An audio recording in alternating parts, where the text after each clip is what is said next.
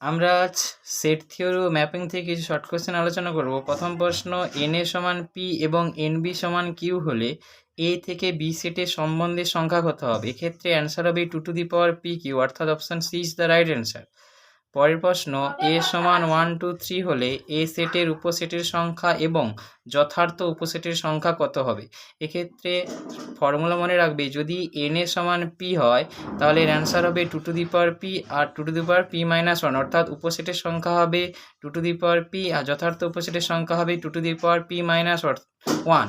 তাহলে পি সমান যদি আমরা 3 বসিয়ে দিই, কারণ এর সেটে 3টে এলিমেন্ট আছে, তাহলে পি সমান বসালে হবে 2 টু দি পাওয়ার পি অর্থাৎ 2 টু দি পাওয়ার 3 সমান 8, আর এটার মান হবে 7, অর্থাৎ এই সেটের উপসেটের সংখ্যা হবে 8 এবং যথার্থ উপসেটের সংখ্যা হবে 7। পরের প্রশ্ন, ফাই সেটের সম্ভাব্য উপসেটের সংখ্যা। একটু আগেই আমরা পড়লাম যে উপসেটের সংখ্যা সূত্র 2 টু দি পাওয়ার n, তো এক্ষেত্রে n এর মান যদি 0, কারণ হচ্ছে ফাই সেটে কোনো পদ থাকে না, এক্ষেত্রে n এর মান 0 অর্থাৎ 2 টু দি পাওয়ার 0, তার মানে 1, অর্থাৎ 1 ইজ দ্য রাইট অ্যান্সার। পরের প্রশ্ন, এ এন সমান এ এক্স হাজ that x belongs to N, তবে 4n ইন্টারসেকশন 6n সেটটি হবে।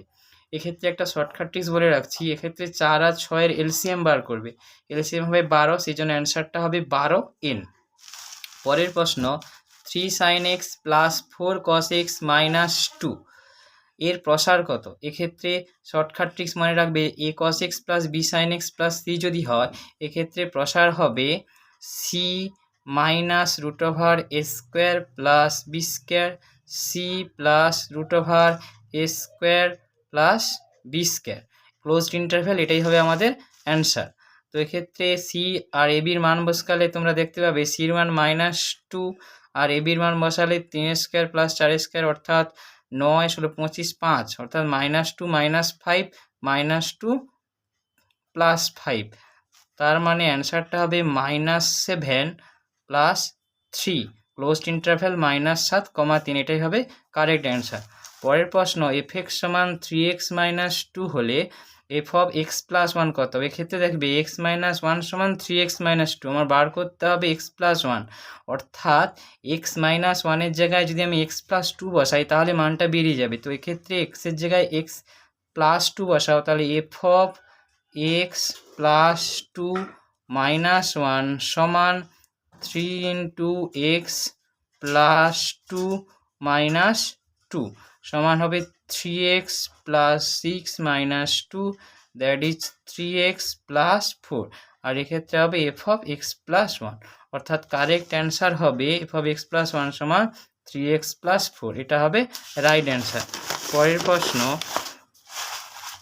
প্রশ্ন যদি দেখি, পরের প্রশ্ন আছে এফ এক্স সমান রুট ওভার এক্স মাইনাস 1 এর অঞ্চল হবে। তো এক্ষেত্রে এর অঞ্চল হবে তখনই যদি এক্স মাইনাস 1টা গ্রেটার ইকুয়াল টু 0 হয়, তার মানে এক্সটা গ্রেটার ইকুয়াল টু 1, সেই জন্য ক্লোজড ইন্টারভ্যাল 1 টু ইনফিনিটিভ, এটাই হবে অ্যান্সার। পরের প্রশ্ন, বক্স -2.9 এর মান কত? এক্ষেত্রে আমি বলে রাখি, বক্স ফাংশন খুব ইজি, তোমরা একটা স্ট্রেট লাইন ড্র করবে, এখানে মাঝে জানো 0, এখানে 1, এখানে 2, এখানে 3, এভাবে যাবে, আর এক্ষেত্রে -1 -2 -3 এরকম যাবে। দেখবে এই মানটা বক্সের ভিতরে যা দেওয়া আছে ওইটা কোথায় হতে পারছে, হচ্ছে কোথায়? তো -2 আর -3 এর মাঝখানে কোনো একটা জায়গায়, এই জায়গাটায় হবে। তো এক্ষেত্রে সবসময় মনে রাখবে এর বাম দিকে যে পূর্ণ সংখ্যাটা পাবো সেটাই হবে অ্যান্সার, এক্ষেত্রে -3 পাচ্ছি, এই জন্য এর পারফেক্ট অ্যান্সার হবে -3। পরের প্রশ্ন দেখো, মড -3 দিস প্লাস 6 এর মান কত? তো এক্ষেত্রে মডের মান আমরা জানি পজিটিভ, এক্ষেত্রে 3 প্লাস, এটা এখনই আমরা বার করলাম, এর অ্যান্সার হচ্ছে -3 প্লাস 6, তার মানে এর পারফেক্ট অ্যান্সার হবে 6 ইজ দ্য রাইট অ্যান্সার। পরের প্রশ্ন, এফ এক্স সমান যদি এক্স স্কোয়ার প্লাস 1 হয় তাহলে একে আমরা যুগ্ম না অযুগ্ম অপেক্ষক বলবো? এক্ষেত্রে বলে রাখি, যুগ্ম অপেক্ষক বলা হবে যদি এফ এক্স সমান এফ অফ মাইনাস এক্স হয়, আর এফ এক্স সমান যদি minus of F of minus x হয়, তখন একে বলবো আমরা অযুগ্ম অপেক্ষক।